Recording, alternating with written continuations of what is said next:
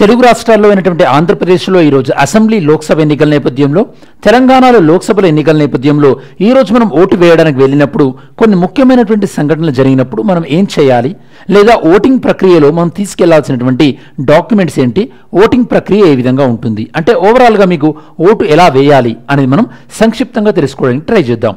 First of all మనకు vote వేయాలంటే మనకి ఓటర్ ఐడి కార్డు అనేది ఉండాలి. ఇది మనకు ఒకవేళ మీ దగ్గర ఓటర్ ఐడి కార్డు ఒరిజినల్ లేనట్టయితే కనుక ఓటర్ ఐడి కార్డు జిరాక్స్, లేదా ఈ యొక్క జిరాక్స్తో పాటు ఈ యొక్క మనకి voter election commission of India మనకు 12 రకాలైనటువంటి ఒక ఐడెంటిటీ డాక్యుమెంట్స్ని వీళ్ళు ప్రొవైడ్ చేశారనమాట. అంటే ఐడి కార్డ్స్ లాంటివి, లైక్ డ్రైవింగ్ లైసెన్స్ కానీ లేదా ఆధార్ కార్డు కానీ, ఇట్లాంటి ఒక 12 టైప్స్ ఆఫ్ ఐడి కార్డ్స్తో మీరు దేంతోనైనా సరే ఓటింగ్ వేయొచ్చు. సెకండ్, మీరు ఒకవేళ పెద్ద సిటీలో ఉన్నట్టయితే మీరు ఎక్కడ ఓటు వేయాలి, మీ పోలింగ్ స్టేషన్ కానీ ఇలాంటి డీటెయిల్స్ ఎలా తెలియాలి, మీకు ఓటింగ్ స్లిప్స్ అనేవి ఇస్తారు.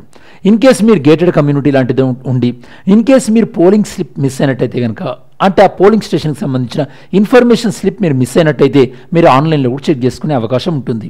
అంటే మీ యొక్క పోలింగ్ స్టేషన్ ఎక్కడ ఉంటుందని చెప్పేసి. వన్స్ మీరు పోలింగ్ స్టేషన్ దగ్గరికి వెళ్తే మీకు ఒక్కొక్క పోలింగ్ స్టేషన్లో వివిధ రకాలైనటువంటి పోలింగ్ బూత్స్ అనేవి ఉంటాయి అన్నమాట. బూత్ లెవెల్ ఆఫీసర్ ఉంటారు, అలానే ఆ పోలింగ్ స్టేషన్కి మొత్తం ఉన్నటువంటి పర్యవేక్షించే అధికారిని మనం పోలింగ్ స్టేషన్ ఆఫీసర్ అంటారు అనమాట. సరే, ఒకసారి మీరు ఓటు వేయడానికి వెళ్ళినప్పుడు దెన్ మీరు క్యూలో నిలబడ్డ తర్వాత మీరు ఎప్పుడైతే కనుక కొన్ని పోలింగ్ స్టేషన్లలో మీకు ఒక టైం లిమిట్ ఉంటుందన్నమాట. అంటే కొన్ని ప్లేసులలో 4 వరకు ఓటింగ్, కొన్ని ప్లేసులలో 5 వరకు, కొన్ని ప్లేసులలో 6 వరకు. మీరు వన్స్ క్యూలో ఉన్నారు అంటే కనుక మీరు ఓటు వేసే వరకు కూడా వాళ్ళు వెయిట్ చేస్తారు. అదర్వైజ్ ఒకవేళ వాళ్ళు 4 వరకు, 5 వరకు, 6 వరకు అంటే చెప్పిన తర్వాత అప్పుడు మీరు వెళ్ళారనుకోండి, తర్వాత టైంలో అప్పుడు మిమ్మల్ని అలో చేయరు. కాబట్టి నిర్ణీతమైనటువంటి టైంలో వెళ్ళడానికి ప్రయత్నించండి. వన్స్ మీరు క్యూలో నిలబడ్డ తర్వాత మీరు వెళ్ళినప్పుడు ఫస్ట్ ఆఫీసర్ మీ తెచ్చినటువంటి వ్యాలిడ్ డాక్యుమెంట్ ఏదైతే ఉందో అది తీసుకొని మీ పేరును చదువుతారు. ఓకే, మీ పేరును చదివినప్పుడు ఆ పర్సన్ మీరేనా కాదా అని చెప్పేసి ఆ బూత్లో ఉన్నటువంటి పొలిటికల్ పార్టీ ఏజెంట్స్ ఉంటారు కదా, ఆ పార్టీ ఏజెంట్స్ చెక్ చేసుకుంటారు. ఎస్, పలానా పర్సన్, ఓకే ఇతనే అని చెప్పేసి వాళ్ళు వెరిఫై చేసుకుంటారు. అలానే ఓటర్ లిస్ట్లో మీ పేరు చూస్తారు. ఇన్ కేస్ మీరు వెళ్ళేసరికి ఓటర్ లిస్ట్లో మీ పేరు లేదనుకోండి, మీరు ఓటు వేయలేరు. నోవే, మీరు ఓటు వేయలేరు ఓటర్ లిస్ట్లో మీ పేరు లేకపోతే. ఇది మనకి ఓటర్ లిస్ట్లో ప్రతి ఒక్క పేరు, అంటే ఈ ఓటర్ లిస్ట్ గురించి మన కాన్స్టిట్యూషన్లో ఏ ఆర్టికల్ చెప్తుంది మీకు ఎవరైనా తెలిస్తే కనుక మీరు ఆన్సర్ చేయొచ్చు. ఒకవేళ ఓటర్ లిస్ట్లో మీ పేరుంది అండ్ ఏ పార్టీ ఏజెంట్ కూడా ఆబ్జెక్షన్ చెప్పలేదనుకోండి, ఏం కాదు. ఒకవేళ ఏదైనా ఒక పార్టీ ఏజెంట్ ఆబ్జెక్షన్ చెప్పాడు అనుకోండి, ఏమని, ఇతను పలానా పర్సన్ కాదు అని, అంటే దాని మీనింగ్ ఏంది, అతడు మీ యొక్క ఓటుని ఛాలెంజ్ చేశాడనమాట. దాన్ని మనం ఛాలెంజింగ్ ఓట్ అంటాం. అది మనకి సెక్షన్ 49J చెప్తుంది, ఛాలెంజింగ్ ద ఓట్ అని చెప్పేసి. మనకి ఎలక్షన్ రూల్స్ 1961 ఉంటాయి, దాని ప్రకారం ఓట్ ఛాలెంజింగ్ అని చేస్తారు. అదర్వైజ్ సరే, మీ ఓటర్ లిస్ట్లో మీ పేరుంది, పేరున్న తర్వాత నెక్స్ట్ లెవెల్కి వెళ్తారు సెకండ్ ఆఫీసర్ మీ ఇన్ఫర్మేషన్ చెక్ చేసి మీతో సిగ్నేచర్ తీసుకొని మీ యొక్క చూపుడు వేలిపైన ఒక సిరా మార్క్ పెడతారనమాట, ఒక ఇంక్ మార్క్ పెడతారు. మీరు ఒకవేళ ఇల్లిటరేట్ అయితే కనుక సిగ్నేచర్ బదులు మీ యొక్క థంబ్ ఇంప్రెషన్ తీసుకుంటారు. మీరు సిగ్నేచర్ పెడదాం అనుకునేసరికి ఆల్రెడీ వేరే వాళ్ళు ఎవరైనా సిగ్నేచర్ పెట్టేశారనుకోండి, అంటే మీ ఓటు వేరే వాళ్ళు వేస్తే కనుక అప్పుడు మీ ఆల్రెడీ మీ ఐడెంటిటీ మీరు ప్రూవ్ చేసుకున్నారు కాబట్టి, మీ ఓటు వేరే వాళ్ళు వేశారు కాబట్టి మీకు ఎలక్షన్ రూల్స్ 1961లోని సెక్షన్ 49P ప్రకారము టెండర్ ఓటు వేసే అవకాశం ఉంటుంది.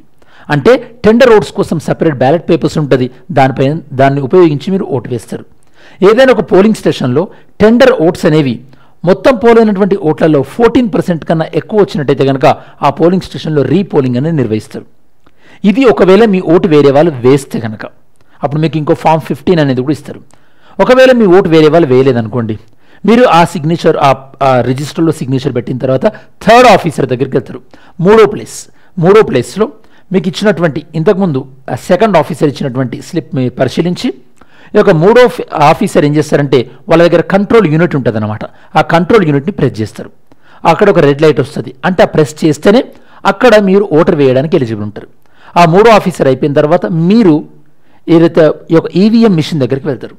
ఈవీఎం మిషన్లో ఒక పోటీ చేస్తున్నటువంటి అభ్యర్థులు వాళ్ళకి సింబల్స్ అనేవి ఉంటాయి. ఫస్ట్ ఎవరైతే కనుక నేషనల్ పార్టీకి సంబంధించినటువంటి అభ్యర్థులు, దాంతోపాటు స్టేట్ పార్టీ అభ్యర్థులు వాళ్ళ యొక్క ఆల్ఫాబెటికల్ ఆర్డర్ వైజ్ ఉంటుందన్నమాట. మీరు ఆ ఏ అభ్యర్థికి అయితే ఓటు వేయాలో ఆ అభ్యర్థికి అంటే వాళ్ళకి ఆపోజిట్గా మీరు అంటే ఆ ఈవీఎం మిషన్ బటన్ని ప్రెస్ చేసిన తర్వాత మీకు ఒక సింబల్ అంటే మీకు సౌండ్ వస్తుంది. దాని పక్కన మీకు వీవీప్యాట్ మిషన్ ఉంటుంది. ఆ వీవీప్యాట్ మిషన్లో మీరు ఒక 7 సెకండ్స్ పాటు మీరు ఎవరికి ఓటేసారో మీరు ఓటు నిర్ధారించుకోవచ్చు. ఒక బీప్ సౌండ్ వచ్చి ఆ స్లిప్ అనేది అందులో పడిపోతుంది అనమాట, కట్ అయిపోతుంది. దీని ద్వారా మీరు ఓటింగ్ ప్రక్రియ అనేది ఫినిష్ అవుతుంది. ఇది మీరు ఓవరాల్గా ఓటింగ్ ప్రక్రియలో మీరు ఓటు వేసే కన్నా ముందు నుంచి ఓటింగ్ ప్రక్రియ కంప్లీట్ అయ్యే వరకు ఇవన్నీ జరిగేటటువంటి ప్రాసెస్.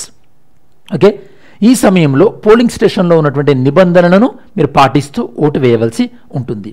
అండ్ ఇన్ కేస్ మీరు ఒకవేళ వేరే పొలిటికల్ పార్టీ ఏజెంట్ మీ ఓటుని ఛాలెంజ్ చేసి అతను నిజమని ప్రూవ్ అయింది అనుకోండి, అంటే మీరు వేరే వాళ్ళ తరపున మీరు ఓటు వేయాలని ప్రయత్నిస్తే కనుక మీరు ఈ యొక్క ఎన్నికల చట్టం ప్రకారం ఉన్నటువంటి చర్యలు ఏవైతే ఉంటాయో ఆ చర్యల ప్రకారం మీరు ఆ యొక్క శిక్షను ఎదుర్కోవాల్సి వస్తుంది. మరి ఈరోజు మీరు ఓటు వేస్తున్నారు కాబట్టి మీ అభిప్రాయంలో ఎవరు ముఖ్యం? అంటే పార్టీయా, అంటే ఎన్నికల్లో పోటీ చేస్తున్నటువంటి పార్టీని మీరు చూసి ఓటేస్తారా, లేదా ఎన్నికల్లో పోటీ చేస్తున్నటువంటి అభ్యర్థిని చూసి మీరు ఓటేస్తారా? మీ ఒపీనియన్ ఏందో మీరు చెప్పండి, ఓటు వేసే కన్నా ముందు కానీ ఓటు వేసిన తర్వాత కానీ. Thanks for watching this video.